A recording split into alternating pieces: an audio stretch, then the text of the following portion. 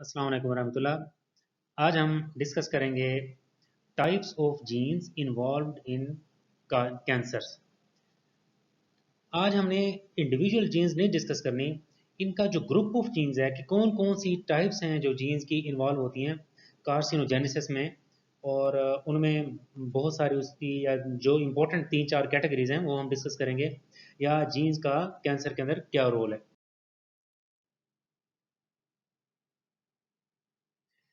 Cancer is a disease caused by mutations that alter the finite subset of 20,000 or so human genes। जो हमारी body में different किस्म के jeans हैं, उसके उनके अंदर म्यूटेशंस के आने की वजह से ही कैंसर ग्रो करता है। Cancer genes are the recurrently affected by the genetic aberrations in cancers contribute in the malignant behavior of the cancer। Cancer genes वो जीन्स होती हैं जो जब जेनेटिक एब्रेशंस आती हैं, मतलब किसी भी डीएनए में कोई चेंजेस आती हैं, तो और वो कैंसर में डेवलप हो जाएं और वो किसी डायरेक्टली और इनडायरेक्टली कैंसर के बिहेवियर में इन्वॉल्व होती हों, उन जीन्स को हम कैंसर जीन्स कहते हैं। कॉजेटिव म्यूटेशन में रिजल्ट फ्रॉम, जो भी म्यूटेशंस हमारी बॉडी में आती हैं वो इन्वायरमेंटल एजेंट्स की वजह से, केमिकल्स, रेडिएशन और वायरसेस की वजह से आ सकती हैं, या inherited in the germ line, जो हमारी जेनेटिक इनहेरिटेंस है उसके थ्रू भी, पेरेंट्स के थ्रू भी बच्चों के अंदर वो म्यूटेशन ट्रांसफ़र होती हैं, जो ससेप्टिबल होती हैं मुख्तलिफ़ किस्म के कैंसर्स के लिए। मतलब अगर हम देखें तो हमारे जो इन्वायरमेंटल फैक्टर्स हैं वो भी कैंसर में इन्वॉल्व हो सकते हैं, और जो हमारी जेनेटिक्स है वो भी कैंसर डेवलपमेंट में इन्वॉल्व हो सकती है।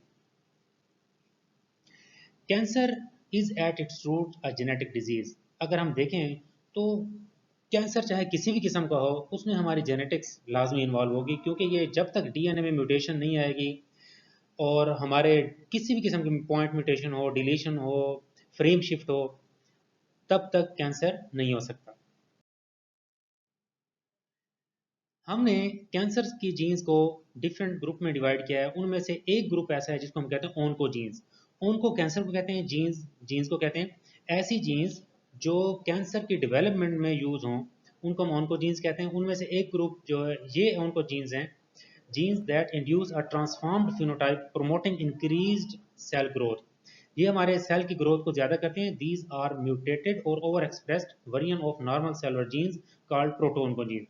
ऐसी जीन्स जो हमारी बॉडी के सेल्स को ओवर एक्सप्रेस हो जाएं या म्यूटेट हो जाएं, हमारे नॉर्मल बॉडी के सेल्स की ग्रोथ को ज़्यादा कर दें, तो उनको हम कहते हैं oncogenes. Most oncogenes encodes transcription factors. Transcription factor आपको पता है कि ये ऐसे फैक्टर्स होते हैं जो ट्रांसक्रिप्शन करवाते हैं, उसके आगे ट्रांसलेशन होगी, contribute in the pro growth signalling pathway, cell की ग्रोथ और ज़्यादा करवाएंगी। Factors enhance cell survival. ऐसे फैक्टर्स जिससे सेल का सर्वाइवल ज़्यादा हो, उनकी अगर ओवर एक्सप्रेशन होता है तो वो उनको जीन्स के तौर पे काम कर सकती हैं।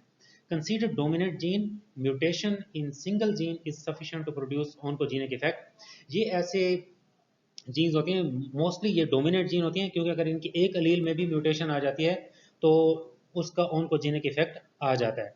तो सिंपल आप बात याद रखें, जो हमारी बॉडी के सेल्स के लिए नॉर्मल ग्रोथ के लिए जो जीन्स इस्तेमाल होती हैं, उनके अंदर ऐसी म्यूटेशन आ जाए जो हमारी ग्रोथ को ज़्यादा करवाए, उनको हम ऑनकोजेनिक कहेंगे।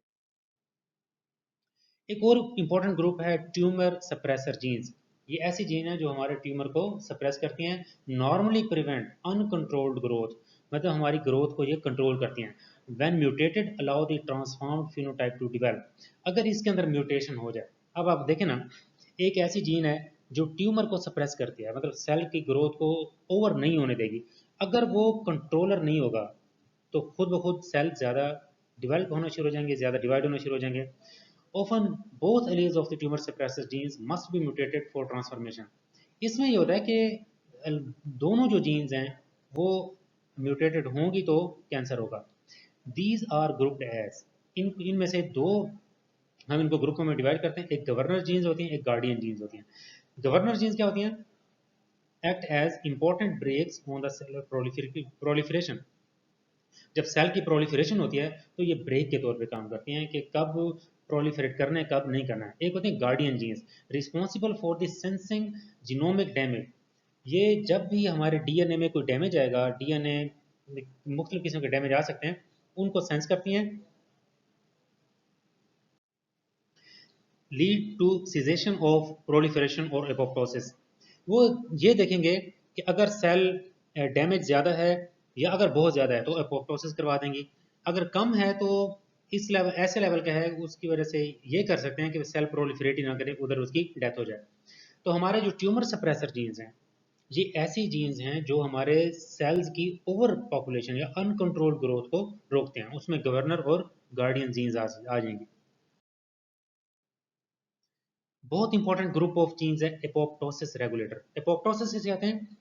It is the program cell death. अगर एक सेल ने मरना है, ठीक है, वो इसको कंट्रोल करने वाली जो डिफरेंट जीन्स हैं, अगर उसमें कोई प्रॉब्लम आता है तो सेल कैंसर की तरफ जा सकता है।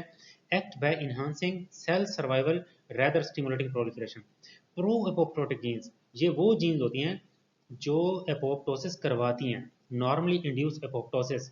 अगर ये अपना काम छोड़ दें तो सेल की एपोप्टोसिस नहीं होगी। जब एपोप्टोसिस नहीं होगी तो सेल मतलब प्रोलिफरेशन की तरफ चला जाएगा, कैंसर की तरफ चला जाएगा। Down regulated in cancer. Anti apoptotic jeans, कुछ हमारी बॉडी में जीन्स ऐसी होती हैं जो एपोप्टोसिस को रोकती हैं, एपोप्टोसिस को नहीं करवाने देती। Normally inhibit apoptosis, up regulated in cancer.